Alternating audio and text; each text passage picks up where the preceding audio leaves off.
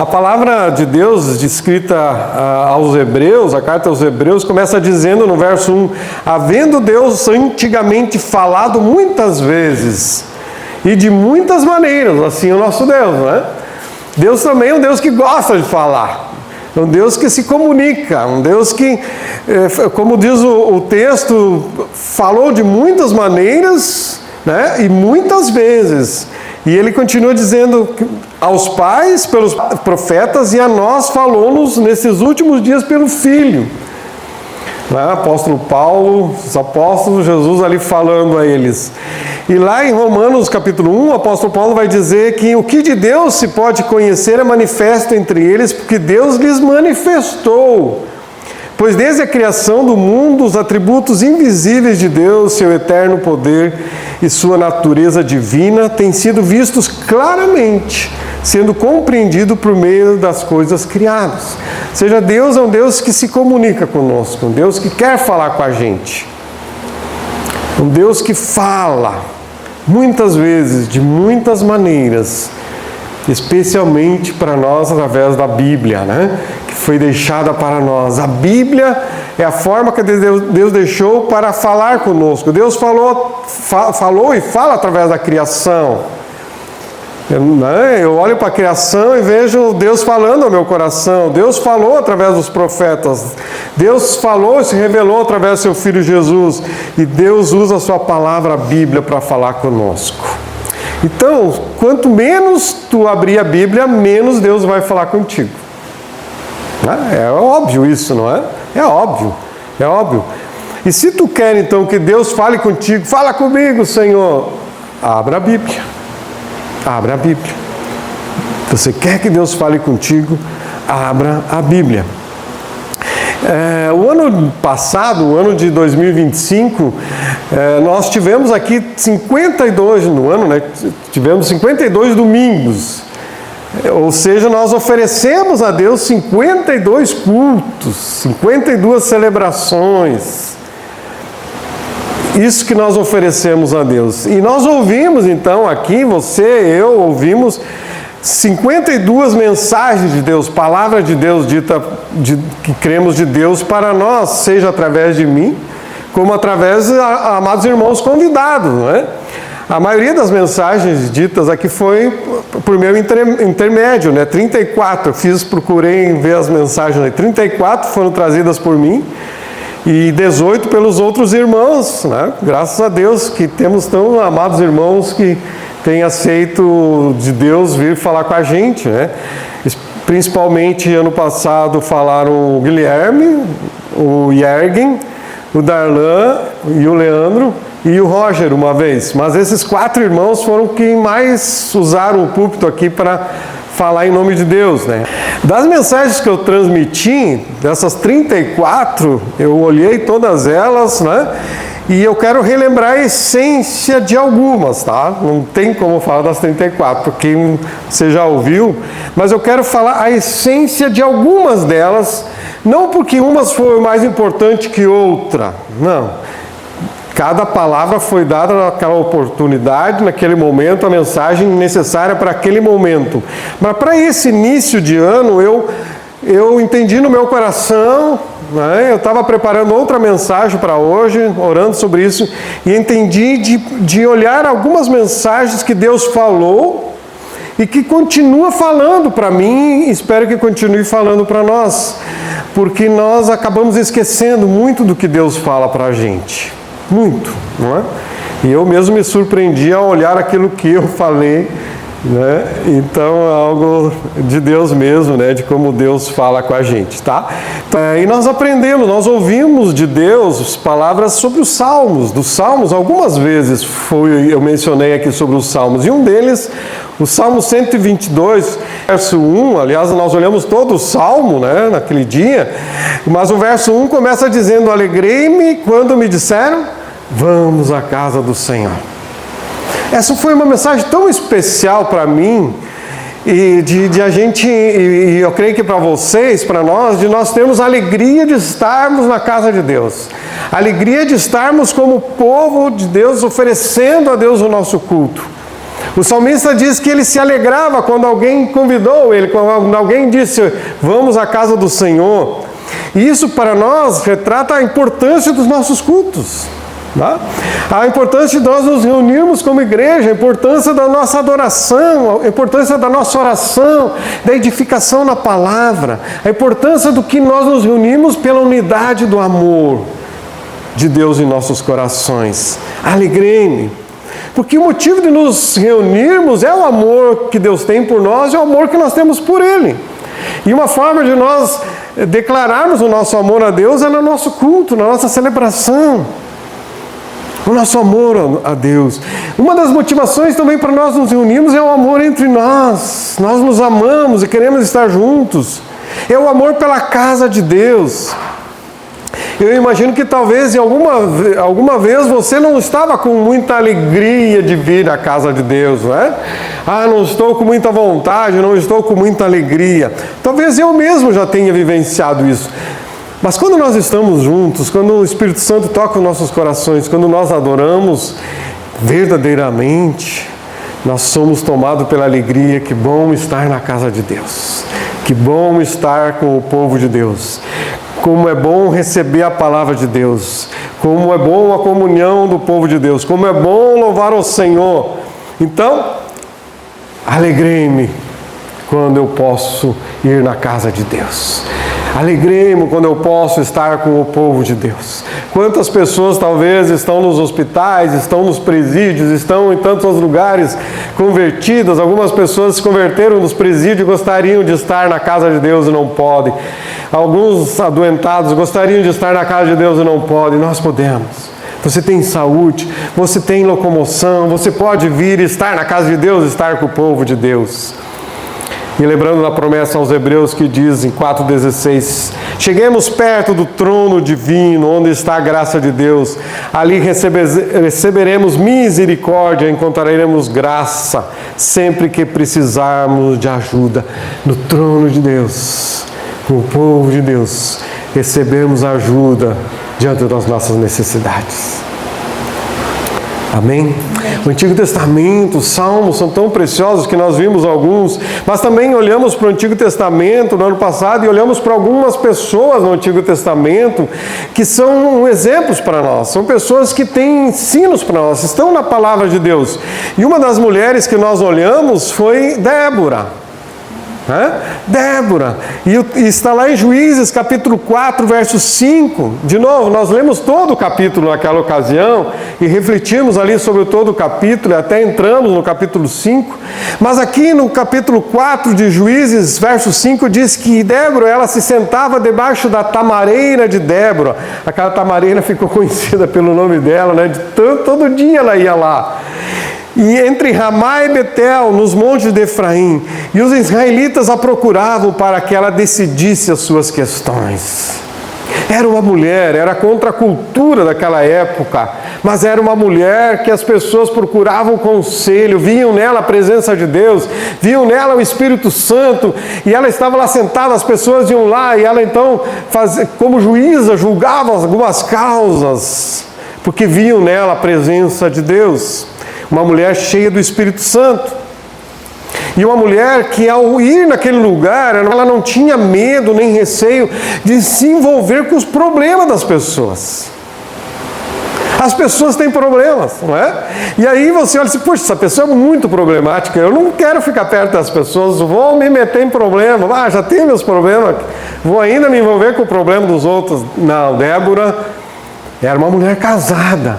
E ela encontrava tempo para estar debaixo daquela árvore lá, para ouvir os problemas das pessoas e ajudar as pessoas com a sabedoria de Deus, para instruir as pessoas. Cheia do Espírito Santo, ela queria ser bênção para as pessoas. Acredita-se, olhando para a vida dela, que era uma mulher casada, mas que ela não tinha filhos. Então ela se tornou a mãe de Israel, né? Era conhecida, uma mulher que abraçou os israelitas como seus filhos, com o coração amoroso. Ela adotou o povo como filhos. Eu acredito que Débora, por ser uma mulher cheia do Espírito Santo, também era uma mulher de oração. Então, quando as pessoas vinham ali para conversar com ela, talvez ela assim, ok, antes de nós decidirmos, vamos orar, vamos buscar o conselho de Deus para essa situação, antes de dar um palpite, antes de dar uma sugestão, vamos orar. Débora, uma mulher de oração. E olhamos naquela ocasião, que era Dia das Mães, naquela situação, quando os filhos precisam de uma mãe de oração. A mãe precisa orar para os seus filhos. Tudo que os filhos precisam é da oração de uma mãe. De uma mãe. E se a mãe não é crente, ela precisa da oração do filho, não é? E os pais precisam da gratidão dos filhos. Quando olhamos para Débora, a principal mensagem para nós é que Deus não faz acepção de pessoas. Deus olhou para Débora, homem ou mulher, olhou para Débora e viu nela uma pessoa que Ele podia usar para a sua glória, para abençoar o seu povo. Ainda que alguém podia rejeitar, mas gradativamente. Não foi no primeiro dia que ela foi lá e as pessoas já vieram. As pessoas gradativamente. E um falou para o outro, você viu, Débora? Olha, e assim ela foi sendo um instrumento de Deus.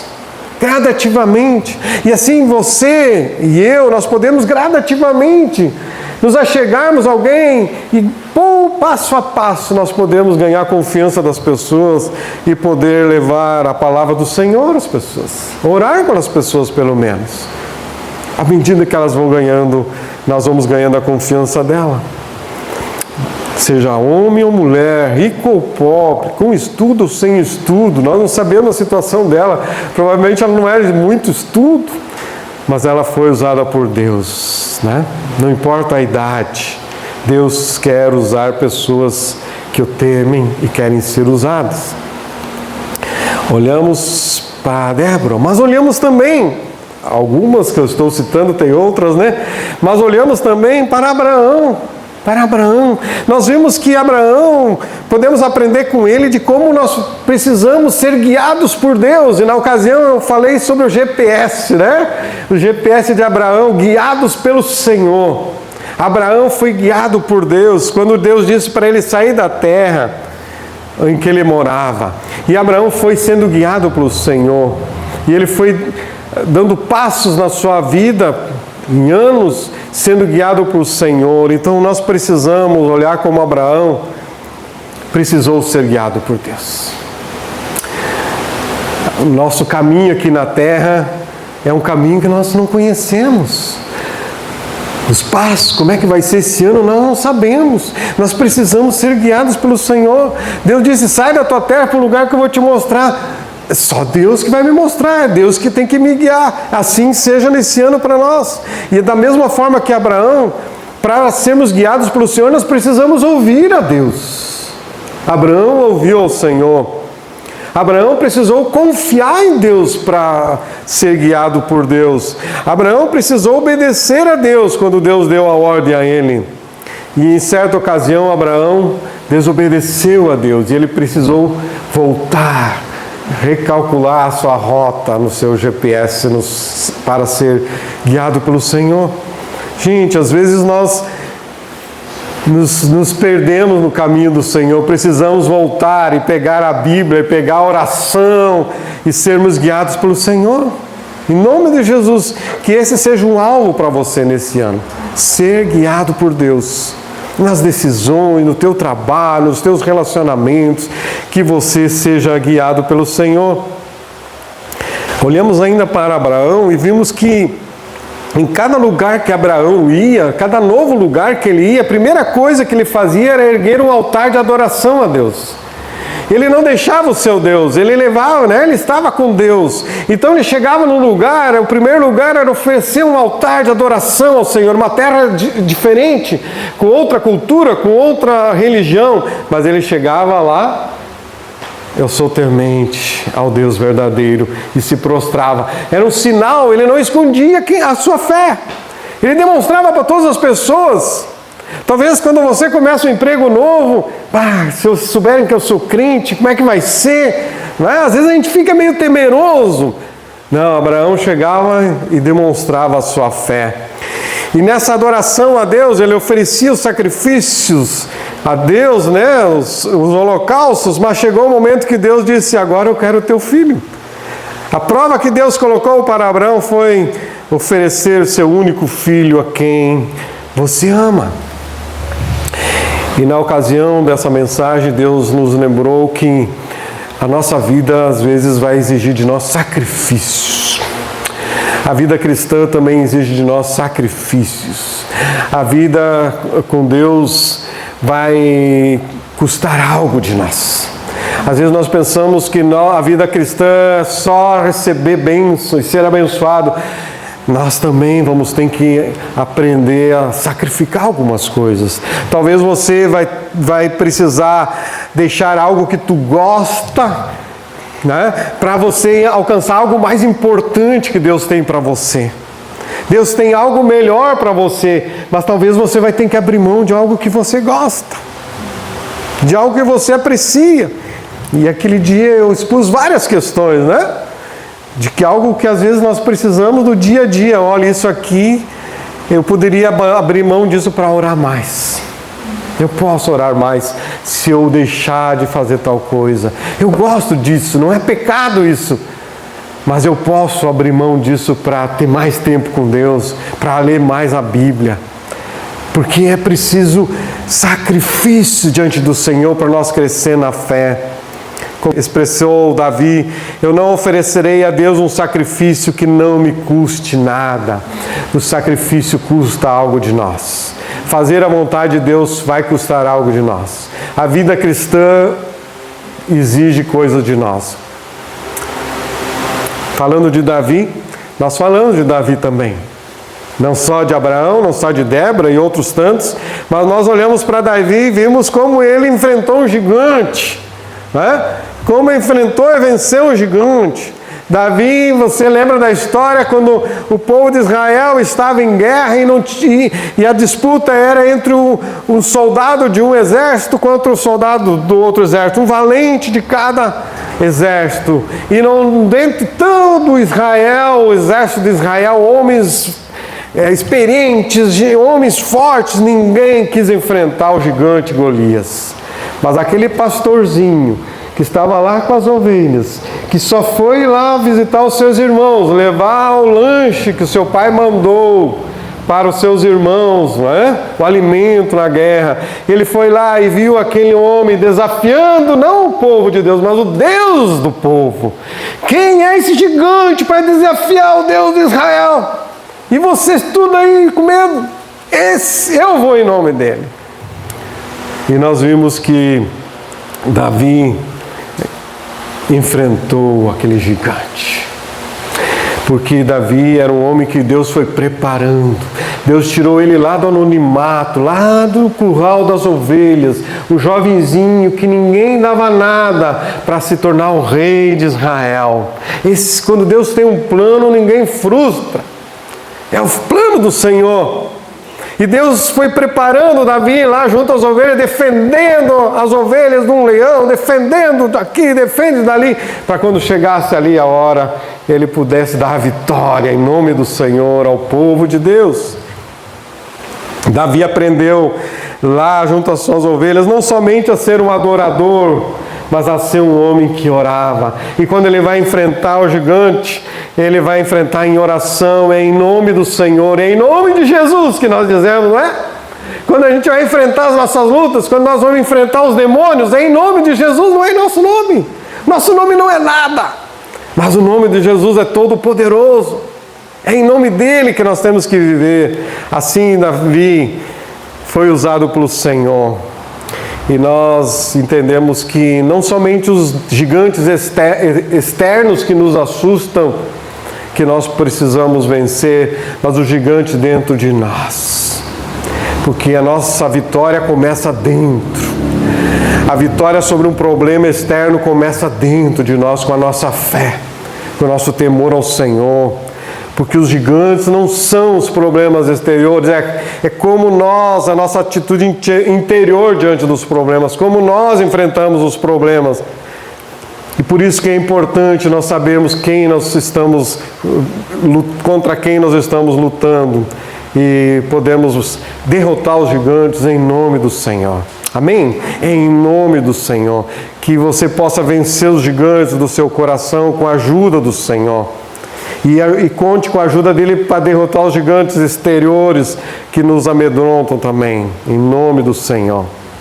No ano passado ainda os nossos olhos foram levados a olhar para o texto que diz o seguinte: pois aqueles que desprezaram o dia das pequenas coisas terão grande alegria ao verem a pedra principal nas mãos de Zorobabel. Então ele me disse: estas 7 lâmpadas são os olhos do Senhor que sondam toda a terra. O texto que nós lemos faz referência à comparação do povo ao olhar para aquele templo antigo e agora o templo destruído, e agora vai ter um templo novo sendo construído, e o povo diz assim: mas isso não é nada, aquilo sim era um templo, agora nós temos um templo pequeno, o que é isso?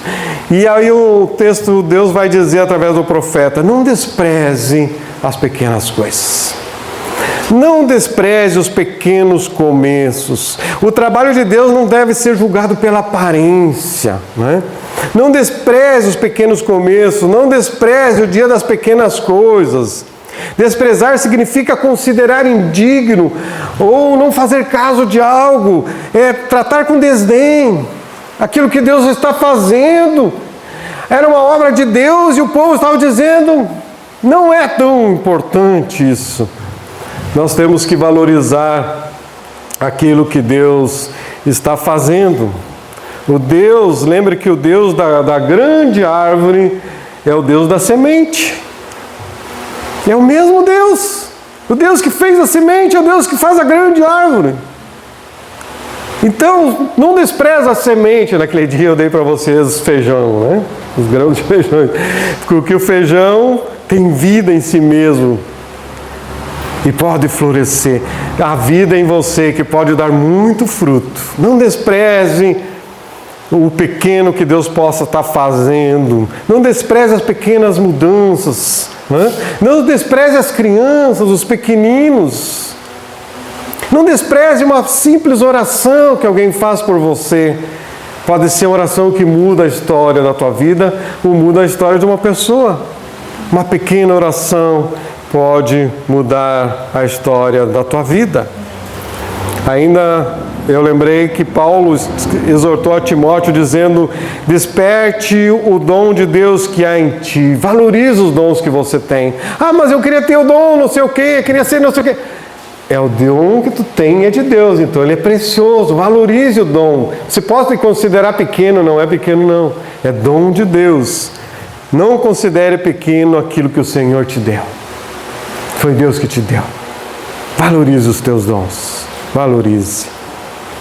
Chegamos ao Novo Testamento e algumas pregações, a maioria delas foram no Novo Testamento, né? E nós vimos que havia uma grande multidão de seguidores de Jesus que procuravam Jesus e iam para um lugar e procuravam Jesus em outro lugar. Mas Jesus, quando eles vieram, enquanto Jesus sabia que a motivação deles era o estômago, porque Jesus tinha alimentado eles com a multiplicação dos pães e peixes. E agora, vamos encontrar esse homem, porque ali a gente tem comida de graça.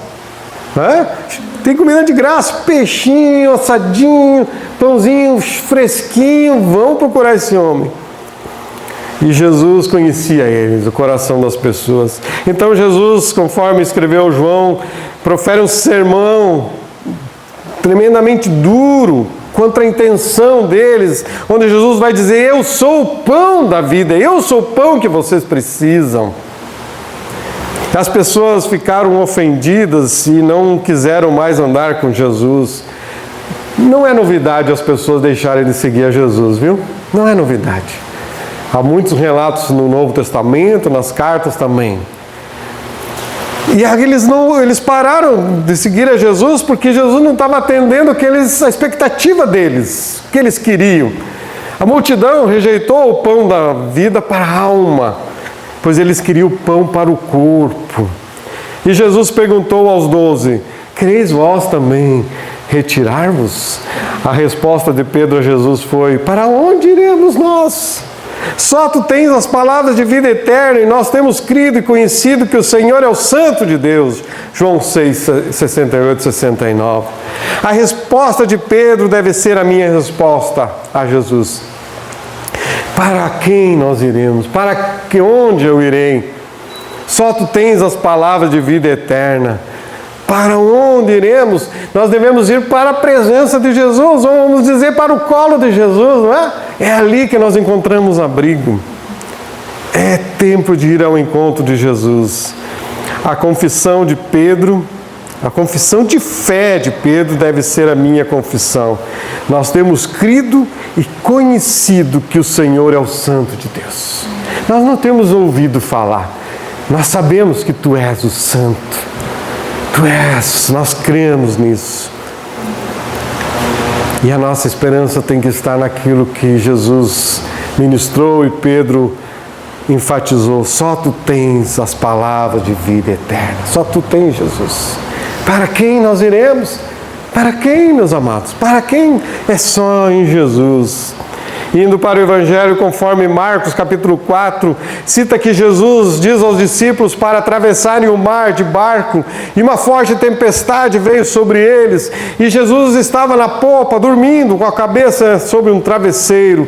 Os discípulos o acordaram e clamaram: Mestre, não te importas que morramos? Em outras palavras, os discípulos estavam dizendo a Jesus: se você nos amasse, não nos deixaria passar por isso. Se você nos amasse, não estaríamos prestes a morrer afogados. Essa repreensão dos discípulos: onde é que Tu estás, Deus? Que deixa isso acontecer com a minha vida? Talvez a gente repete o que os discípulos disseram. Talvez algumas vezes nós pensamos: Deus está dormindo, que não está vendo a minha situação. Mas Jesus quer que nós olhemos para aquilo que Ele já fez por nós. Jesus suportou a morte na cruz por nós, por amor a nós, para nos salvar. Se Ele fez isso e morrer na cruz, o que Ele não vai fazer mais? Será que Ele abandonaria nós? Se Ele já entregou sua vida por nós, será que Ele nos abandonaria? Porque a pior tempestade para nós é a morte eterna. E Ele venceu essa tempestade por nós. As tempestades desse mundo são passageiras e Ele está conosco. Se os discípulos naquele momento questionaram o amor de Jesus: Tu não se importa? Eles não puderam mais questionar o seu poder, que no verso 39 diz que Jesus se levantou, repreendeu o vento e disse ao mar: Aquiete-se, acalme-se. O vento se aquietou e fez-se completa bonança. Agora eles viram que quem estava no barco é poderoso. Eles não podiam mais negar que Jesus era poderoso. Aquelas ondas bravias, o barco balançando, e eles tentando tirar a água, todos molhados ali naquele momento. E daqui a pouco Jesus repreende, aquilo vira água de piscina, paradinha, instantaneamente. Aí eles ficam de boca aberta e apavorados perguntam uns aos outros: quem é este que até o vento e o mar lhe obedecem? E essa é a pergunta que nós temos a resposta, amém? Porque a Bíblia nos traz a resposta de quem é esse para nós. Quem é este? É o nosso Salvador, né? Ele é o Messias, Ele é o Rei dos Reis, é o Senhor dos Senhores. Quem é este? Este é aquele que foi sepultado, mas aquele que arrancou assim das entranhas da morte. Ele venceu o aguilhão da morte. Jesus ressuscitou. Jesus é aquele que voltou para o céu, que está sentado no trono, o nosso advogado, nosso supremo sacerdote, aquele que reina sobre as nações. Quem é este? Talvez perguntem. Este é aquele que derrama o Espírito Santo sobre a igreja. Não nos deixa órfãos, que cuida de nós como igreja. Ele cuida de nós, está no meio de nós. Este é aquele que vai voltar para buscar nós como noiva, pessoalmente, vitoriosamente, visivelmente. Esse é Jesus, o nosso amoroso Redentor. A razão da nossa vida, amém? A razão da nossa vida e da nossa esperança. Por isso que o apóstolo Paulo vai escrever em 2 Coríntios 5, pois o amor de Cristo nos constrange, porque estamos convencidos de que um morreu por todos, logo todos morreram. E Ele morreu por todos, para que aqueles que vivem já não vivam mais para si mesmos, mas para aquele que por eles morreu e ressuscitou. Jesus morreu por você. Sabemos disso. Mas agora o que Ele espera é que você viva por Ele. Viva para Ele. Você não precisa morrer por Jesus, você precisa viver para Ele. É isso que Ele deseja que você faça. E como nós vivemos para Cristo? Vivendo como Ele viveu. Olhando para o Evangelho, vendo como Jesus viveu e procurando viver como Ele viveu. E viver como Jesus vai requerer de nós renúncias. Ou seja, não deixe para amanhã o que tu pode deixar hoje. Mude de vida hoje. Não podemos mais viver para o pecado. E a pergunta que cabe a cada um de nós, o que tu precisa deixar hoje para seguir mais a Jesus, para viver mais para Jesus? O que você precisa deixar? Talvez até mesmo uma preocupação, uma angústia, um pecado, uma culpa. Mas o texto ecoa, e Ele morreu por todos, para que aqueles que vivem já não vivam mais para si mesmos, mas para aquele que por eles morreu e ressuscitou. Viver para Jesus também é cumprir a grande comissão de levar o Evangelho ao mundo. Em Romanos 11, o apóstolo Paulo nos mostra que devemos nos prostrar em adoração ao único digno de receber honra, glória e louvor, porque dele, por ele, para ele são todas as coisas. Glória, pois, a ele eternamente. Amém. João capítulo 1 declara que todas as coisas foram feitas por ele e sem ele nada do que foi feito se fez. A vida nos foi dada por Deus. A vida eterna nos dada por Deus. Então, nele vivemos, nos movemos e existimos.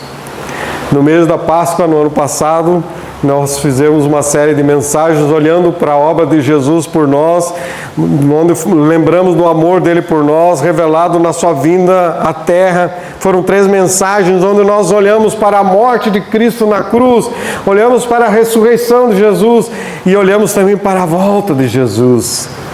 Essa é a essência do Evangelho. Jesus se tornou um ser humano, Jesus morreu na cruz, Jesus ressuscitou e Jesus voltará.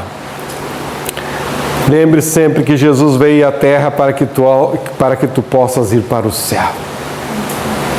Jesus morreu para que tu possas viver eternamente. Qual foi a última palavra de Deus em 2025? O que Deus nos falou? O que Deus te falou lá na tua leitura da Bíblia? O que Deus falou nas mensagens ditas por mim ou ditas pelos meus queridos irmãos que aqui usaram o púlpito? Qual foi a última palavra de Deus que eu pude ministrar aqui?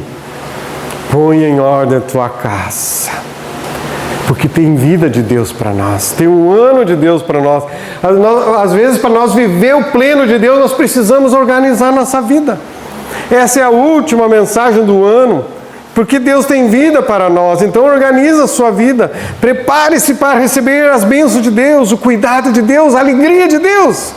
Mas seja também um canal da graça de Deus na tua casa, no teu trabalho e na nossa igreja. Seja um canal da bênção de Deus.